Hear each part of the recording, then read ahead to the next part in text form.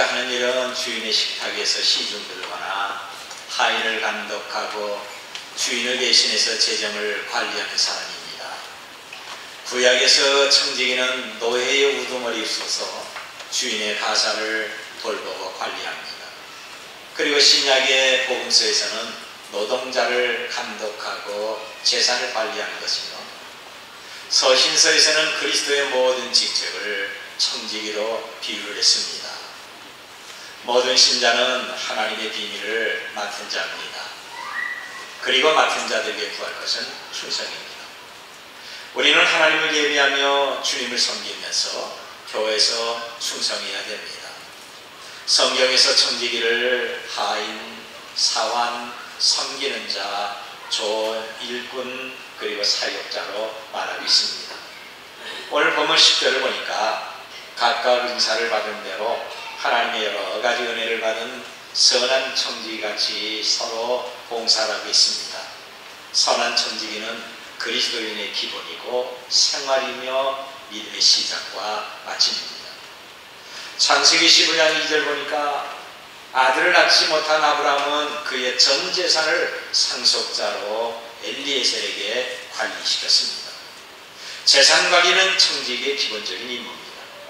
하나님이 저와 여러분에게 주신 재산은 현재 우리가 가지고 있는 재물뿐 아니라 시간과 우리의 몸과 재능과 생명까지 다 포함이 되므로 우리는 이것을 건강하게 잘 관리해야 됩니다.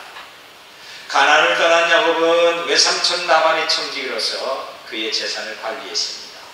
야곱의 아들 요셉은 애굽이라는 국가의 재산을 관리하는 선한 청지기였습니다. 여러분, 오늘 우리는 하나님의 청지기들입니다. 하나님은 우리의 주인이시며 우리는 그분의 종입니다.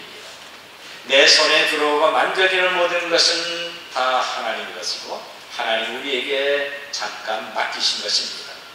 그래서 언젠가 우리에게 맡겼던 그것을 내가 어떻게 관리했느냐 하면서 하나님이 계산하십니다. 창세기 2장 1절 말씀을 보면 태초에 하나님이 천지를 창조하시느니라 그랬습니다. 세상의 모든 만물은 다 하나님이 창조하셨기 때문에 만물이 주에게서 나오고 주로 만났고 주로 돌아가게 됩니다. 이 땅의 것과 하늘과 바다와 그 속에 있는 모든 것들이 다 하나님의 것입니다. 출애굽기 15장 5절 말씀 보면 하나님은 이스라엘 백성들에게 이 세계가 다 내게 속했다고 말씀하십니다. 시편 24편 1절 말씀 보면 땅과 거기 충만한 것과 세계와 그 가운데 사는 자들은 다 여호와의 것이라고 했고, 시편 50편 10절 말씀을 보면 산림의 짐승과 무산의 가축이 다 내 것이라고 했습니다. 레위기 25장 23절에서 토지는 다 내 것이라고 했습니다. 나의 소유로 등기된 부동산이나 동산도 역시 하나님의 것입니다. 학계 2장 8절 보면 은도 내 것이요 금도 내 것이니 만군의 여호와의 말이라고 했습니다. 에스겔 18장 4절 말씀 보면 모든 영혼이 다 내게 속한지라 아버지의 영혼이 내게 속한 같이 그의 아들의 영혼도 내게 속하였나니 그랬습니다. 우리의 생명과 내 가족의 생명까지 하나님의 것이므로 우리는 건강하게 잘 관리해야 됩니다.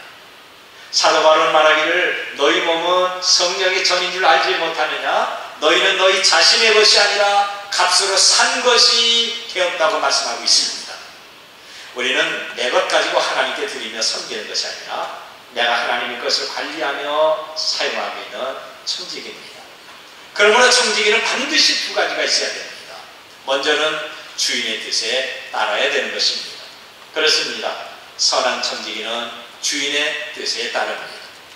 사람이 길을 가는데 두 사람이 가면서 계속 충돌한다고 한다면 어찌 끝까지 동행할 수가 있겠습니까? 회사의 직원은 오너의 경영 철학과 방법과 뜻에 맞아야 되는 겁니다. 경영 방법과 뜻이 다르면 결코 같이 일할 수가 없습니다. 가정의 행복은 부부가 마음이 맞아야 되고 부모와 자녀의 뜻이 맞아야 분쟁과 갈등이 없습니다. 교회에서도 목사와 장로와 모든 교우들이 같은 마음으로 하나님의 뜻에 따라야 됩니다. 국가가 잘 되는 것은 여야가 뜻이 달라 계속 대립하고 반목질시하는 것이 아니라 마음을 함께해서 애국하는 것입니다.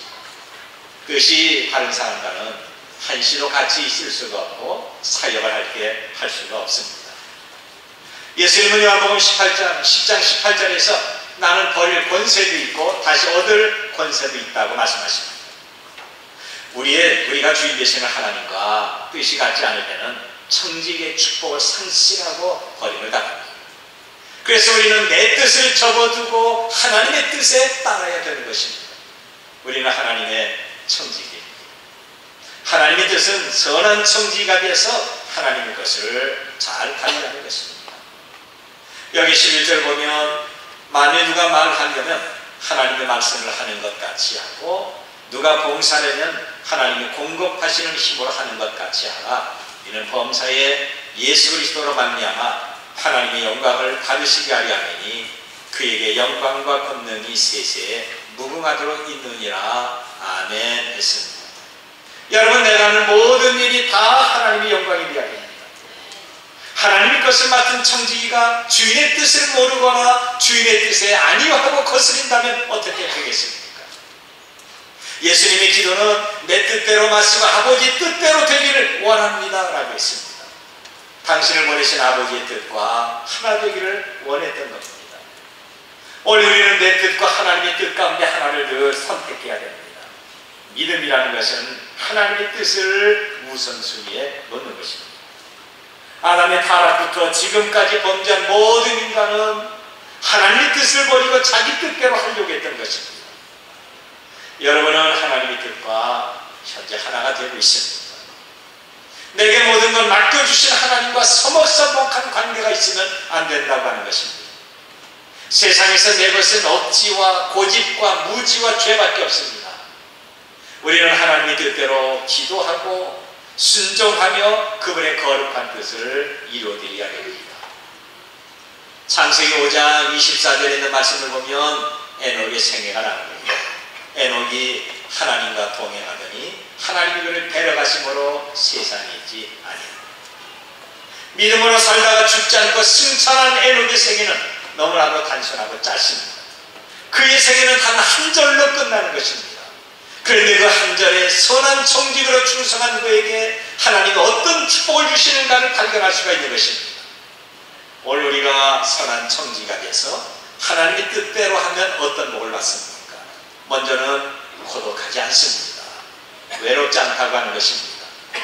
여러분, 인생은 기나긴 여행길입니다. 낯설고 먼 여행길에 홀로 다니는 것이 얼마나 고독하고 힘이 됩니까? 저는 서울 명동을 별로 좋아하지 않습니다. 우리 교우 가운데서 명동에서 장사하시는 분이 있는데요. 다른 사람은 명동에 가고 싶고 명동에서 쇼핑도 하고 구경하고 싶다고 하지만 저는 사실 그렇지 않습니다. 왜냐하면 너무 복잡하고 사람이 많기 때문입니다. 낮이고 밤이고 왜 그렇게 사람들이 많은지 가만히 있고 싶어도 이리 밀리고 저리 밀리고 내 의지와는 관계가 없습니다. 내 두 발은 사람들이 가는 방향으로 마치 파도에 떠밀리듯이 움직일 때가 있습니다. 그래서는 명동이 싫습니다. 길에 가는 수많은 사람들은 사람들의 홍수 가운데 살고 있지만 가만히 그 사람들의 얼굴을 보면 다 고독한 사람입니다. 이 시대에 왜 전자 오락실이 잘 됩니까? 단순히 심심했을까요? 아니면 시간이 많았을까요? 아닙니다. 말 상대가 없는 현대인의 고독을 풀어주기 때문에 그런 겁니다. 사람은 많아도 자기의 속사정을 들어주고 마음을 같이 할 공부가 없다고 합니다. 그래서 전자오락실에는 연령과 성별을 가리지 않고 사람들이 몰려듭니다. 그런데 하나님의 뜻을 따르는 선한 청지기는 결코 외롭지 않습니다. 좋으신 우리 주님이 늘 옆에서 함께 하시기 때문에 그렇습니다. 그분은 우리의 기도를 들으시고 내 찬송을 받으십니다. 내 기도에 응답해 주시고 바른 길을 갈 수 있도록 성령과 말씀으로 인도하고 있습니다. 내게 슬픔과 아픔이 있을 때 내 눈물을 닦아주시고 힘내라고 위로하신 분은 살아계신 하나님 우리의 아버지가 되십니다. 고린도후서 1장 3절 말씀 보면 하나님을 위로의 하나님이라고 했습니다. 옆에 서서 우리를 잡아주신다, 말씀하신다, 바로 그겁니다.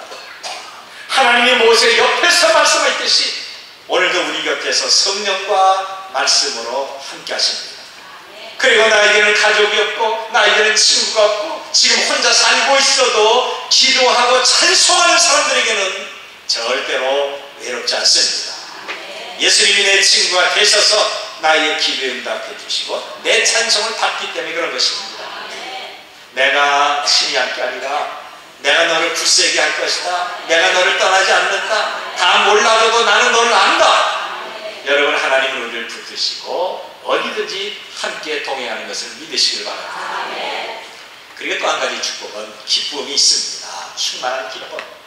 하나님의 뜻을 따르는 사람은 외롭지 않을 뿐만이 아니라 마음속에 기쁨이 있는 것입니다. 제가 예수님을 믿고 새 사람 됐을 때입니다. 물론 그전까지 교사와 찬양대원으로 열심히 봉사를 했습니다. 1년 12달 단 한 번도 주일 저녁이나 수요일 저녁에 빠진 적도 없었습니다. 그런데 고등학교를 졸업하고 시작한 봉사가 대학교를 마치고 직장 생활하면서도 봉사의 기쁨이 없었습니다. 찬양대원이니까 여기 앉아야 되나 보다. 저녁 때는 놀랍게 이 노래 실력으로 저 혼자 앉은 거 있죠. 그래도 혼자 앉아서 했습니다. 주일학교 교사니까 가르쳐야 되나 보다. 모든 것이 의무적으로 놀이하고 가르쳤습니다. 그러다가 하나님의 성령을 받았고 새 사람 됐을 때는 정말 모든 것이 달라졌습니다. 나 같은 죄인이 하나님이 이처럼 사랑하사 영원토록 함께 하신다는 것을 생각하니 제 입에서는 저절로 웃음이 나왔습니다. 길에 가다 하는 사람이 저를 건들면서 뭐가 좋아서 혼자 희죽거리며 웃느냐, 저는 여러분 이런 말을 수없이 들었습니다. 피곤한 줄도 몰랐습니다. 그냥 예수님이 좋고 교회가 좋았습니다. 그래서 남몰래 교회 와서 청소도 하고 혼자 유리도 닦고 휴지 줍고 걸레질하면서도 아무도 빼앗을 수 없는 그 기쁨, 그 웃음이 나에게 차고 넘쳤던 것입니다. 지금도 목회하는 그날까지 이런 기쁨을 갖고 목회를 하길 원합니다. 여러분의 기쁨으로 목회할 수 있도록 저를 좀 도와주십시오. 다시 부탁드립니다. 여러분이 목사에게 기쁨이 되도록 하십시오. 이북에서 기쁨가라고 한다면 김일성, 김정일, 김정은 가족을 위한 즐거움과 놀이를 연상합니다만 교회에서 목사에게 주는 기쁨은 그렇지 않습니다. 목사의 기쁨은 하나님께 영광이 되고 교회의 유익이 되며 여러분 자신에게는 축복입니다. 이런 면을 위시해서 저를 위시한 여러분은 다 하나님께 영광 돌리면서 하나님 앞에 웃음을 선사하는 신령 기쁨조가 되어야 됩니다. 시편 4편 7절 보니까 주께서 내 마음에 두신 기쁨은 그들의 곡식과 세포들과 풍성할 때보다 더하다고 고백하고 있습니다. 여러분, 왜 기쁨이 있습니까? 왜 이렇게 더운 날 땀 흘리면서 봉사하면서도 기쁨이 있습니까? 시편 16편 11절 보면 주께서 생명기를 내게 보이시니 주의 앞에는 충만한 기쁨이 있고 주의 오른쪽에는 영원한 즐거움이 있나이다. 주와 함께하는 기쁨 때문에 우리는 예비하며 감사하며 헌신하는 것입니다. 이 설교를 준비하면서 나에게 기쁨을 주는 일명 기쁨조가 누군가 한번 생각해 봤어요. 자랑할 만한 기쁨조가 어떤 겁니까? 그런데 너무너무 많습니다. 생각하는 것만큼 사업이 잘 되지도 않는데 10년 넘게 중단하지 않고 한 번도 중단하지 않고 매주 강단 꽃장식을위해서 헌금하는 권사님이 있습니다. 그리고 강단 꽃꽂이를 하려고 자원에서 새벽에 꽃시장 가서 꽃을 사와서 토요일 오후에 꽃꽂이하는 이런 권사님과 집사님이 있습니다. 사찰이 없는 교회에서 어떤 분은 혼자 쓸고 닦고 청소하면서 주일의 모든 교우들에게 점심 대접하려고 경동시장에 가서 음식재를 사오고 땀 흘리며 음식 만드는 분들이 하나님의 기쁨입니다. 어떤 때는 한증만 같은 주방에서 땀을 뻘뻘 흘리면서도 성도를 대접하기 위한 봉사의 기쁨을 갖습니다. 매주 토요일에 문화스쿨에서 열심히 봉사하지 않습니까? 이를 위하여 아주 먼 길도 마다하지 않고 교회에 와서 봉사를 하고 있는 거죠. 기쁨을 주는 성도입니다. 어디 그뿐입니까? 예배와 은혜로운 기도회를 위해서 이 앞에 나와서 찬양하는 교회가 있고, 그리고 이 악기를 다루는 하나님의 자녀들이 있습니다. 주일 예배를 위하여 매주 찬양대나 교사나 안내위원이나 헌금위원들이 헌신하고 봉사합니다. 힘들고 어렵고 정말 바빠도 구역을 돌보는 구역장과 권찰이 있고, 모이기 힘든 시간에도 구역 예배를 위해서 열심히 모이는 구역 식구들이 있습니다. 어려울 때 내일처럼 밤샘하면서 서로 돕는 교우들이 있습니다. 하나님이 내게 주실 복을 믿고 소망하면서 힘을 다하여 힘을 주하며 감사합니다. 어떤 분은 조용히 하나님 나라와 교회와 목사를 위해서 기도하는 분이 있습니다. 다 기쁨이고 자랑입니다. 교회와 목사의 필요에 따라 무엇인가 부탁을 하면 자원해서 순종하는 그 믿음이 선한 청직이며, 이런 사람들이 하나님의 기쁨입니다. 여러분, 우리 모두는 하나님이 원하시고 교회가 필요한 선한 청직이로서 항상 이런 기쁨이 충만하시길 바랍니다. 예수님은 요한복음 15장 11절에서 내 기쁨을 너희에게 충만하게 하리라고 말씀하십니다. 지금 여러분은 예수님의 기쁨이 있습니까? 어떤 환경에도 그를 만나도 내 심령에 주님 주시는 참된 평화가 넘치는 기쁨이 오늘 예배하는 우리 모두에게 충만하게 임하시길 바랍니다.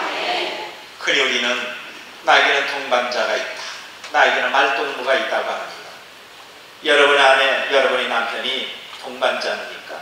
아니면 친구나 자녀가 동반자입니까? 물론 그래야 됩니다. 그런데 이들은 언젠가 헤어지거나 실망을 주기 때문에 진정한 동반자가 아닙니다. 우리의 영원한 동반자는 살아계신 하나님 자기 아버지가 되십니다. 우리가 주의 뜻을 이루어드릴 때 예수님은 내 친구가 되셔서 고독하지 않게 하시고 우리에게 기쁨이 넘치게 하십니다. 이런 기쁨이 충만하시길 바랍니다. 그 다음에 두 번째, 선한 청지기는 주인이 맡겨주신 그 일에 충성합니다. 맡은 자에게 구할 것은 충성입니다. 선한 청지기는 주인과 뜻이 맞아야 됩니다. 우리가 하나님의 뜻에 맞는 선한 청지기가 되면 어디 있든지 고독하지 않으며 늘 기쁨이 충만합니다. 그뿐 아니라 선한 청지기는 주인이 맡긴 일에 충성하는 것입니다. 만일 주인이 맡기신 일에 불순종하거나 게으름 필 때는 책망받거나 모든 일을 빼앗깁니다. 더 이상 주인에게 필요가 없는 것입니다. 제가 신학교 기숙사 있을 때 새벽마다 양젓을 짜서 배달하는 최원진 집사님이 있습니다. 지금은 그분이 연세 많으신 장로님이신데요. 그분이 사당동 골장에서 50여 마리의 양을 키우고 있었습니다. 가정의 신방을 갔을 때 그분은 저에게 말하기를 50여 마리의 양 가운데서 꼭 한 마리가 문제를 일으킨다고 합니다. 그 한 마리가 남의 밭에 들어가서 채소를 뜯어먹거나 밟고, 아니면 사람 뒤에 가서 뒤에서 박아버리든지, 다른 양과 싸움을 하든지, 아니면 다른 양은 다 주인 따라가는데 혼자 주인을 따라오지 않는다고 하는 겁니다. 그러면 주인은 너무 속상해서 그 양을 가장 먼저 잡아서 음식점, 징기스칸 요리점으로 가서 판다고 하는 겁니다. 여러분, 주인에게 필요가 없을 때, 주인의 말을 듣지 않고 손해줄 때 가차없이 제거하는 것입니다. 우리는 하나님의 청직인데 하나님이 맡기신 일에 태만하고 거절할 때는 복된 길에서 제외가 됩니다. 하나님이 맡은 일에 충성하는 것은 어떤 부분에 충성할까요? 8절 보니까 서로 사랑하는 것, 9절에서는 서로 대접하기를 원망 없이 하는 것, 그리고 11절에서 서로 봉사하는 것입니다. 우리는 먼저 사랑하는 일에 충성하셔야 됩니다. 성경은 말하기를 하나님이 세상을 이처럼 사랑하사 독생자를 주셨으니 이는 그를 믿는 자마다 멸망하지 않고 영생을 얻게 하려 하심이라고 했습니다. 하나님이 저와 여러분을 사랑하는 이처럼의 사랑은 아직 우리가 죄인 됐을 때 그리스도께서 우리를 위하여 죽으심으로 하나님께서 우리에 대한 당신의 사랑을 확증하시는 겁니다. 우리는 바로 하나님의 성품을 닮아서 사랑으로 충성해야 됩니다. 사랑을 하면 할수록 나를 향하신 하나님의 사랑을 더 많이 경험할 수가 있습니다. 목사의 집에 도둑이 들어온다면 여러분 어떤 때가 제일 좋겠습니까? 물론 그런 일이 없겠고 또 그런 일이 있으면 안 되겠습니다만, 만일 여러분들이 도둑님으로 변한다고 한다면, 목사 집에 들어온다면 어떤 시간이 가장 좋다고 생각하십니까? 물론 목사가 교회에서 예배하는 시간입니다. 당연하지 않아요? 저는 예배하는 시간에 몇 번 도둑을 맞았습니다. 제가 남전도사나 강도사 때 후암제일교회에서 신혼 시절인데 예배 시간에 도둑이 들어왔습니다. 결혼 패물은 있는가 아주 집안을 샅샅이 뒤져놨습니다. 심지어는 장롱에서 이불을 꺼내서 이불을 탈탈 털었어요. 이불 속에 없이 반지라도 있는가. 그리고 부목사로 봉사하는 평강교회에서도 여러 차례 도둑이 들어왔고, 새벽기도 끝나고 집에 들어온 저하고 문고리 잡고 싸움도 했습니다.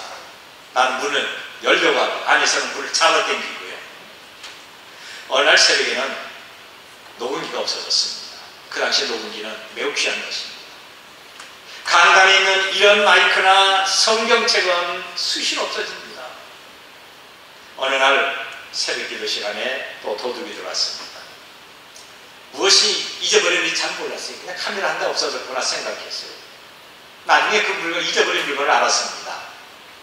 카메라를 비롯해서 그때 아마 3살, 2살 됐을 겁니다. 우리 아이들이 은퇴비와 은선이가 한 푼, 2푼 모아둔 돼지 저금통과 선수건, 양반, 그리고 안에 팬티 스타킹까지 가져갔습니다. 치산 도둑이에요.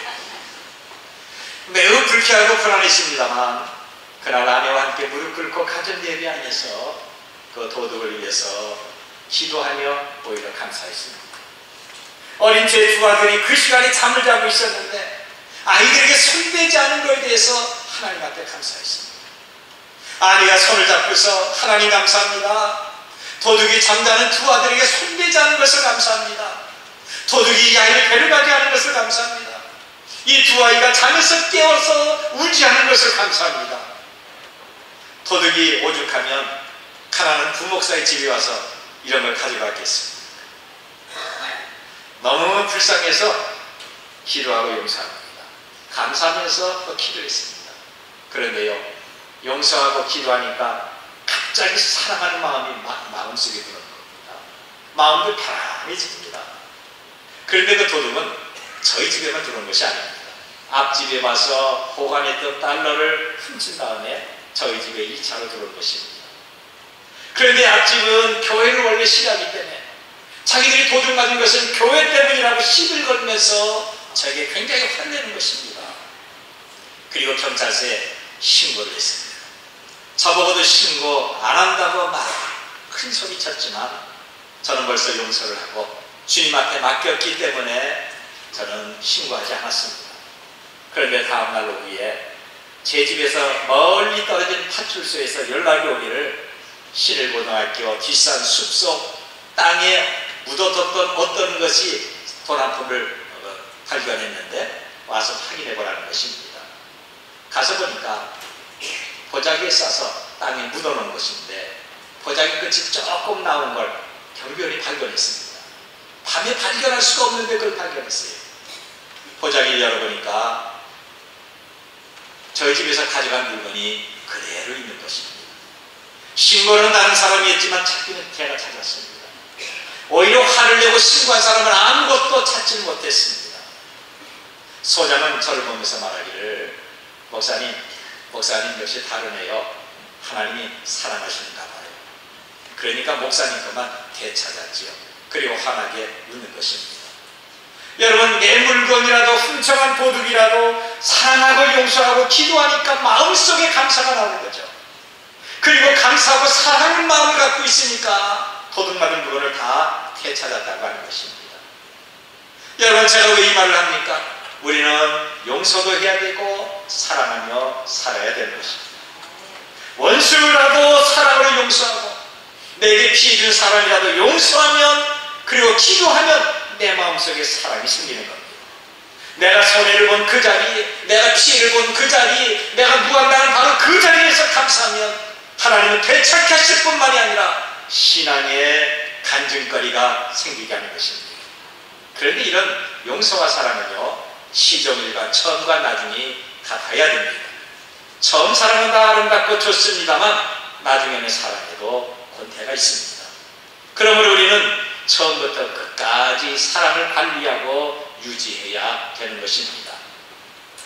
다이제스트라고 하는 아주 작은 책에서 읽은 것인데, 미국의 숨은 키드라고 하는 소아과를 담당하는 여자 간호사가 있습니다. 어느 날 자기가 담당하는 병실에 2살 난 어린아이가 팔이 부러지고 얼굴에 많은 상처를 입고 병원에 입원했습니다. 알아보니까 어머니가 아이에게 명한 학대를 한 겁니다.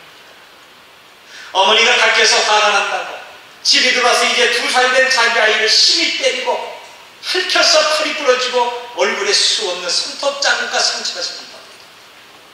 간호사는 대단히 분노했습니다.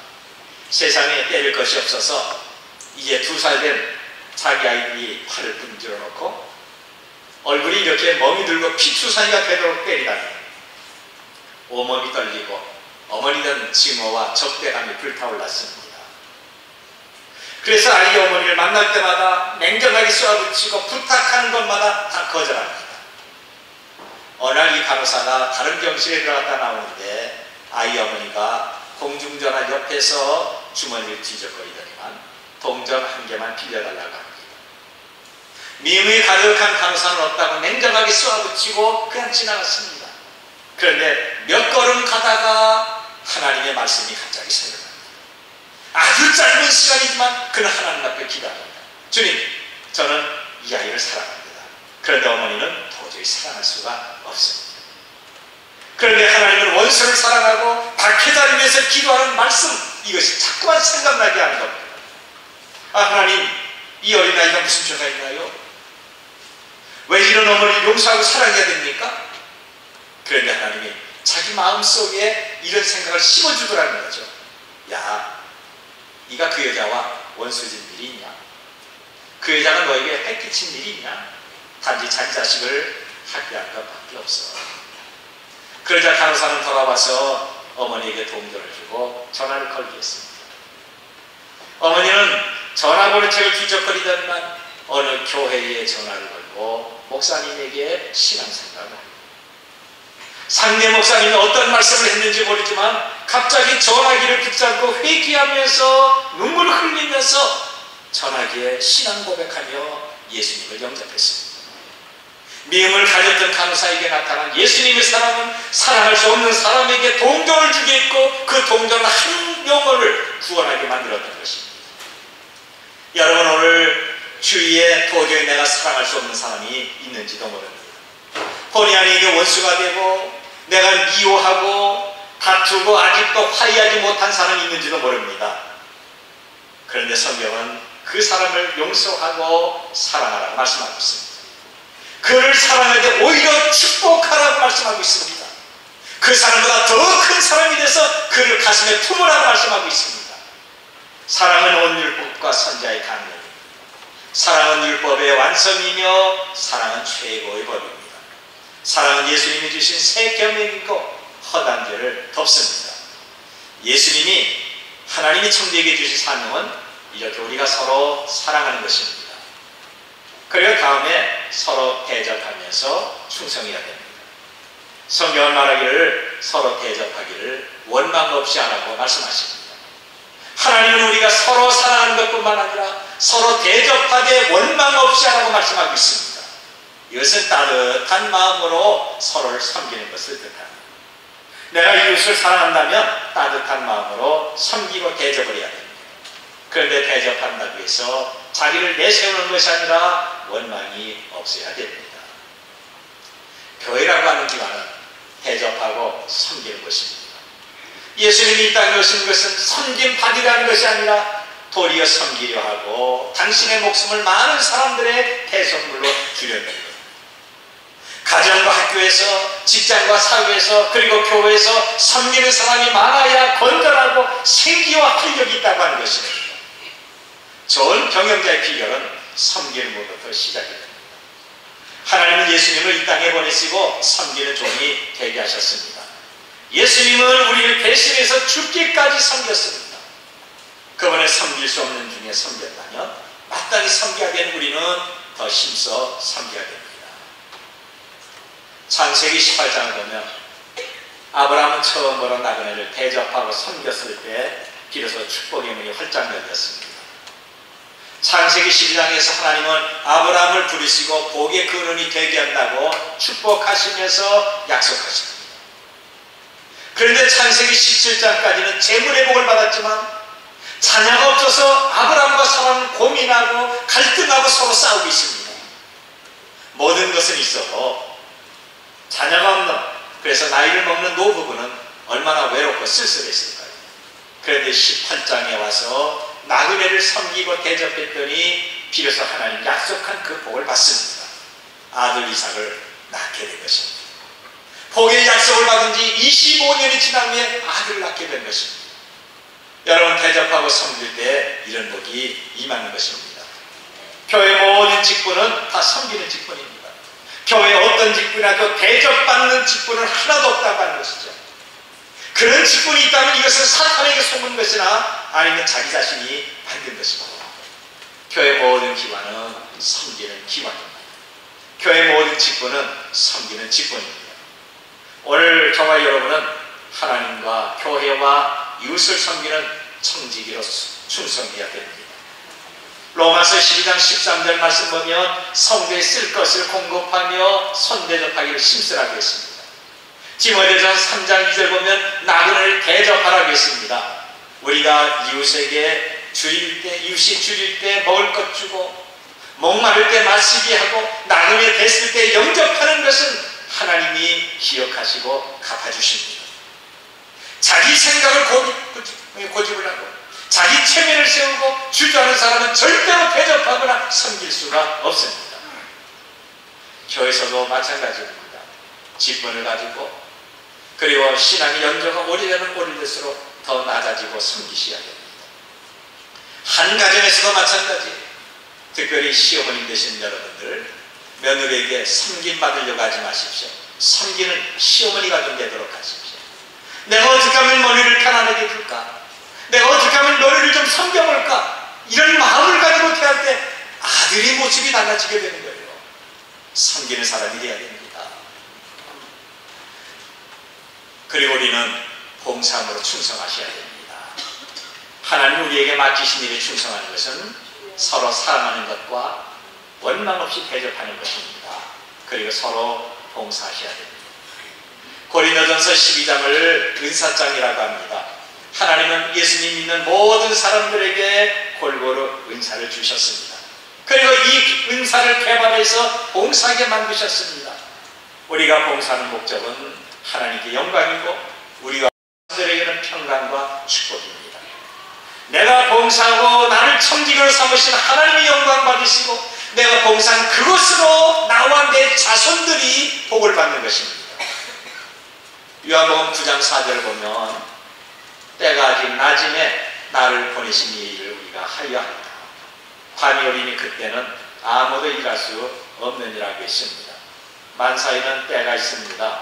봉사의 때가 있죠. 돈 벌 때가 있죠. 건강할 때가 있죠. 일할 때가 있습니다. 성경은 말하기를 때가 아직 낮은데 지금 우리가 하나님 일을 해야 되지 않느냐 하면서 강조하고 있습니다. 그런데 인간의 못된 몸성은요, 할 수 있을 때는 안 하고 할 수 없을 때 하려고 하는 이런 모순이 있습니다. 미국의 미네소타주에 로제스트라고 하는 유명한 병원이 있습니다. 이 병원의 병원장 이름은 메이오 박사입니다. 하루는 메이오 박사가 자동차를 타고 광야 어디를 가는 중에 그만 자동차가 고장이 났습니다. 넓은 광야에 지나가는 자동차가 없어서 뜨거운 여름 햇볕 아래서 2시간가량을 걸어서 겨우 작은 어떤 마을에 들어갔습니다. 이제는 더 이상 걸을 수 없을 정도로 완전히 지쳤습니다. 숨도 제대로 쉴 수 없을 정도로 지쳤습니다. 이것을 본 마을의 어떤 아주머니가 길가에 쓰러지다시피 주저앉은 그를 보면서 아주 많이 지치고 피곤하시군요. 제가 차가운 우유를 갖다 드리겠습니다. 그러면서 자기 집에 들어가더니 우유 한 잔을 갖고 마시게 합니다. 메이오 박사는 그 우유를 다 마신 다음에 한 잔을 더 청해서 아주 맛있게 마시고 기운을 차렸습니다. 그 허밍은 때가 지났습니다. 메이어 박사에게 우유를 대접한 그 아주머니가 아주 심각한 병으로 입원해서 수술을 받고 기적같이 살아났습니다. 퇴원을 하고 집에서 조용히 요양을 하는데 병원에서 수술비의 청구서가 배달됐습니다. 미국은 우리나라와 달리 환자가 퇴원할 때 돈 내고 하는 것이 아니라 정부가 보증을 하면 퇴원하게 되고 그 후에 치료비 청구서가 집으로 전달이 됩니다. 그런데 그 청구서를 보니까 15,000불이었어요. 우리나라 돈으로 약 1,600만 원 정도. 실제 화폐 가치로 한다면 한 4천만 원 정도 됩니다. 가난한 이 가정에서 그 돈을 낼 만한 형편이 아닙니다. 너무 많은 돈이어서 오히려 절망하고 고개를 딱 숙이는데 숙이는 순간 청구서 아랫부분에 몇 가지 이렇게 글이 적혀 있습니다. 글을 보니까 이런 내용입니다. 안심하십시오. 15,000불의 치료비는 이미 지불됐습니다. 몇 년 전에 나에게 대접한 2잔의 시원한 우유는 15,000불 이상의 가치가 있습니다. 저는 그날을 잊지 않습니다. 메이어 박사, 그리고 박사의 사인이 적혀 있습니다. 그러니까 여러분, 우유 한 잔에 한 2천만 원 정도 됐던 거죠. 2천만 원 정도. 몇 년 전에 지칠 대로 지친 자기에게 2잔의 우유를 대접받은 메이어 박사는 그 일을 결코 잊지 못했습니다. 그러다가 자기 병원에서 수술한 환자의 얼굴을 기억하면서 수술비 일치를 받지 않은 것입니다. 오늘 우리가 하나님의 대상으로 헌신하고 충성한 모든 것은 주님이 결코 잊지 않습니다. 반드시 30배, 60배, 100배로 갚아주십니다. 여러분, 왜 목사가 하나님 일에 열심내라고 합니까? 왜 충성과 봉사를 그토록 강조합니까? 주님이 그렇게 하면 복 주신다고 말씀하셔서 그럽니다. 그리고 그렇게 충성하는 교우들에게는 반드시 생각하지 못한 장소에서 생각하지 못한 사람을 통해서 생각하지 못한 일로 하나님이 축복하십니다. 돈 벌면 하죠. 이번 일만 끝나면 하겠어요. 천천히 하죠. 한갈 때 하면 안 될까요? 지금 너무 더운데 1,000만 원 벌면 하겠습니다. 그런데 언제 하겠습니까? 우리의 생명은 단위 한 경전에 불과한 겁니다. 지나가면 끝납니다. 가정이나 직장이나 내가 있는 일터에서 환경과 배우가 좋아질 때까지 기다리지 마십시오. 환경의 개선을 기다리지 마십시오. 현재 위치에서 시작하셔야 됩니다. 저절로 환경과 장소는 좋아지지 않습니다. 내가 노력하면 노력할수록 주님이 도와주십니다. 인생의 노란자에는 내가 다 먹어버리고 껍질을 주님 앞에 드리려고 하는 어리석은 삶을 살지 말고 하십시오. 요한복음 4장 35절 말씀 보면 너희 눈을 들어 밭을 보아라 씌어져 추수하게 되었다고 말씀하고 있습니다. 어리석은 부자처럼 육신의 쾌락과 세상의 것 쌓아놓고도 매것매것하면서 자기 권리를 주장하지 마십시오. 하나님 앞에 드려지고 하나님께 영광이 된다면 이 땅에서 하나님의 은혜는 더 풍성하게 넘치게 되는 것입니다. 디모데전서 1장 14절 보면 우리 주 예수 그리스도 은혜 안에 있는 믿음과 사랑과 함께 넘치도록 풍성했다 그럽니다.